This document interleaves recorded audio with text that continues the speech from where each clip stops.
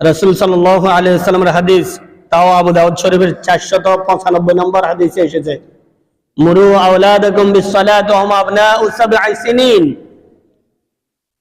আল্লাহ রাসূল বলে, যখন তোমাদের সন্তানরা 7 বছরে উপনীত হবে তখন তাদেরকে নামাজের জন্য আদেশ দাও। কি করো? নামাজের জন্য আদেশ দাও। এই 7 বছরের আগ পর্যন্ত আপনি তাকে শিখাবেন। কি করবেন? শিখাবেন।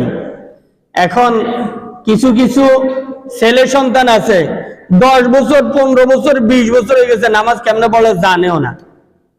হ্যাঁ, আপনি না শিখালে আদেশ দিবেন কেমনে? আগে তো শিখাইতে হবে নাকি? তারপরে বলছে